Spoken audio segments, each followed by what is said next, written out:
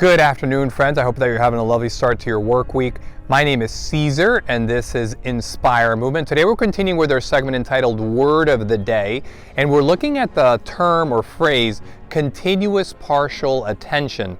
So continuous partial attention is alluding to that by adopting an anywhere, anytime, any place attitude or behavior, we exist in a constant state of alertness that has us scanning the world, but never duly focusing on any one thing entirely. So we're not able to fully focus on any one thing entirely.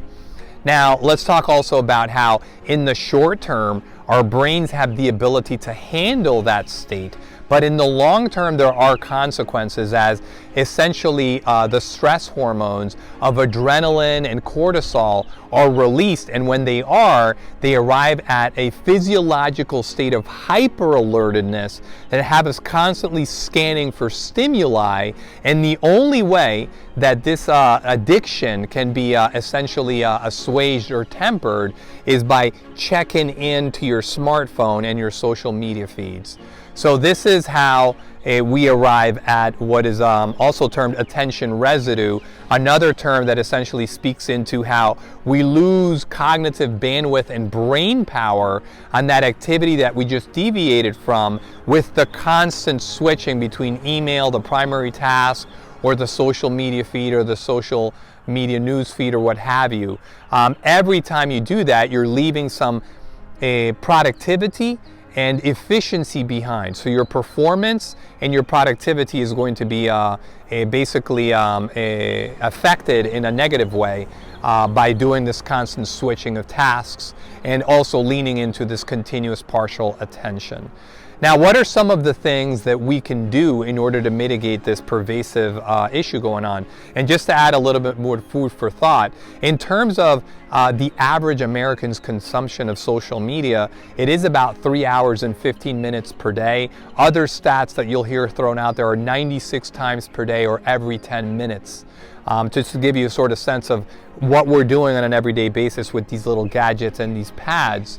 Furthermore, I would add to this, 6.92 billion people globally have a smartphone. That would be about 86.29% of the global population. And then 59.16% of all of the world's internet traffic is being consumed via the smartphone. So the smartphones are truly controlling our basic lives in this modern lifestyle. So just again, a little bit more food for thought. What are some of the things that we can do? Well, I talk about Zen your phone, meaning to say use the apps that are out there so that when you have this very focused time, if that's 8 to noon for you, maybe those first 4 hours of your morning to work on your primary objectives, you use those apps that zen your phone so that it doesn't become an external distraction for you. We've talked about distractions in the past. This is something certainly that you could do. And then to do that in the midst of a distraction-free zone where you're not only basically tuning away from the phone, but you have no other external stimuli whatsoever.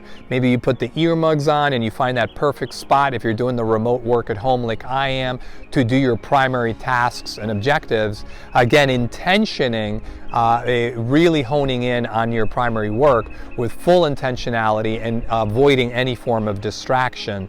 These things are very helpful, and what it can allow for is arriving at states of flow. Now, when we talk about states of flow, what we're talking about there is essentially the optimal state of consciousness where you feel and perform at your level best. And when you do that, when you have this really concentrated work, again, using the distraction-free zones, being very keen on focusing on just one primary thing on those peak hours of your workday, what you'll allow for is something called transient hypofrontality. Now, transient hypofrontality is basically saying that for that moment, for that brief moment, thus the word transient, the frontal region of the brain is actually decreasing in activity. And by doing so, you're negating a lot of that mind chatter that could get in the way, if you will, of your very focused work. And the way that works is essentially the feel-good chemicals like serotonin, dopamine, and norepinephrine are accessed or released into your bloodstream, which are performance enhancing in nature.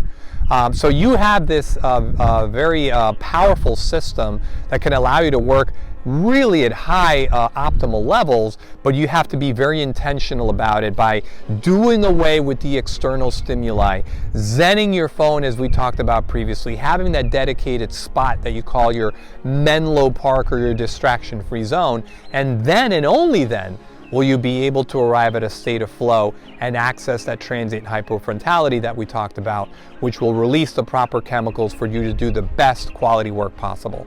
Again, hope that you find some of these podcasts interesting. Tune into inspiremovement.com for any other content that you would like for us to investigate or research upon or share with you. There's always something going on with us, so please tune into our social media as well whenever you're not doing your optimal work, so that you could get something that feeds your soul and your mind and your body as well. Thank you so much, and have a lovely remainder of the week. Bye-bye.